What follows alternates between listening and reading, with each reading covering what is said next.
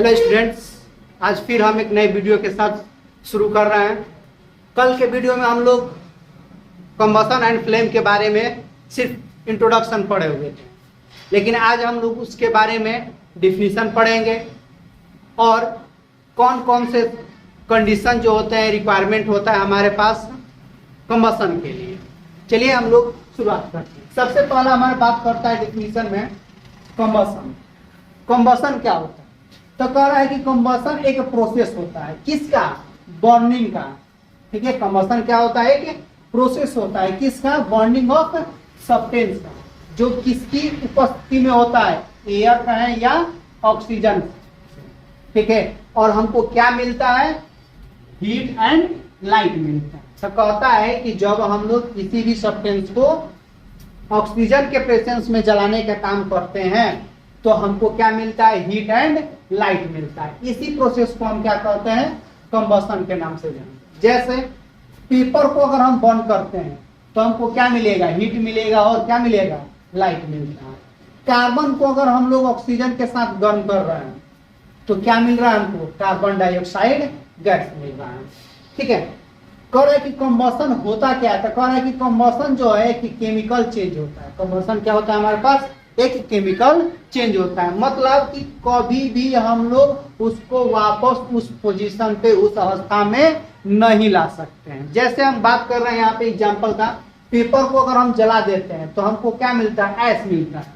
क्या मिलता है हमको? ऐश मिलता है। अब हम चाहेंगे उस ऐश को पुनः पेपर बनाने का तो कभी भी ऐसा संभव नहीं हो सकता है। ठीक है, आपको हम ये भी बताए थे कि कंबशन में हमारे पास क्या जरूरत होता है? एक सब्सटेंस की जरूरत होता है। उस सब्सटेंस को हम किस नाम से जानते हैं?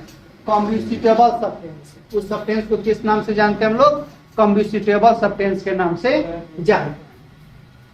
कम्बस्टिबल सब्सटेंस का डिफिनीशन क्या बनता है कि those substance which burn easily, यानी जो सब्सटेंस आसानी से जल जाता है उसको कम्बस्टिबल सब्सटेंस के नाम से जानते हैं। ठीक है, जिसमें पेपर आ जाते हैं, किरोसिन आ जाते हैं और पेट्रोल और बहुत सारे सब्सटेंस क्या होते हैं हमारे पास आ जाते हैं। ठीक है, इसके बाद कहता है हमारे पास नॉन कम्बस्टिबल सब्सटेंस, यानी कह रहा है कि हमारे पास कुछ सब्सटेंस जो होते हैं जल पाएंगे, लेकिन कुछ सब्सटेंस जो होंगे नहीं जलेंगे। जब जो सब्सटेंस नहीं जलेगा उसको हम क्या कहेंगे? नॉन कम्बस्टिबल सब्सटेंस के नाम से जानेंगे। जैसे इसका डिफिनीशन थोड़ा समझ लेते हैं। Substance which do not burn in air या ऑक्सीजन, यानी कहता है कि जो सब्सटेंस क्या होता है? बर्न नहीं हो सकता है, चाहे एयर में हो या ऑक्सीजन में, जिसको हम कह सकते हैं वाटर को, ग्लास और सीमेंट। ठीक है, यहाँ पे ग्लास आपको शायद ये बर्न हो सकता है, सॉरी यहाँ पे सीमेंट हमारा बर्न नहीं हो सकता है, वाटर हमारा क्या हो सकता है? बर्न नहीं हो सकता है। ठीक है, अब जानते हैं हमारे पास कौन कौन से ऐसे कंडीशन होते हैं जिससे हम कंबशन की क्रिया को संपन्न कर सकते हैं। कौन कौन से हमारे पास क्या है कंडीशन होते हैं जिससे हम लोग कंबशन की क्रिया को क्या करते हैं? समझ पाते हैं। जैसे इसमें कौन कौन जरूरत होता है? तो कह रहा है कि सबसे पहले हमको कम्बस्टिबल सब्सटेंस की जरूरत होती है। सबसे पहले किसकी जरूरत होती है?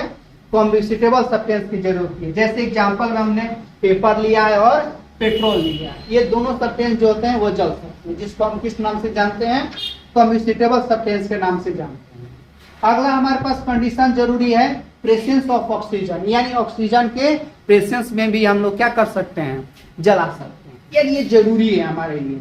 और एक तीसरा सबसे इंपॉर्टेंस की बात करते हैं इग्निश टेम्परेचर, यानी इग्निश टेम्परेचर भी रहेगा हमारे लिए जरूरी होता है, जिसको हम लोग हीट कहते हैं। जिसको क्या कहते हैं हम लोग? हीट कहते हैं। यानी अगर किसी सब्सटेंस को जलाना है तो हमको कम्बस्टिबल सब्सटेंस चाहिए, ऑक्सीजन चाहिए और इग्निश टेम्परेचर चाहिए। ये चीज कंडीशन जरूरी है जब किसी सब्सटेंस को क्या करना हमको? बर्न करने के लिए। Thank you.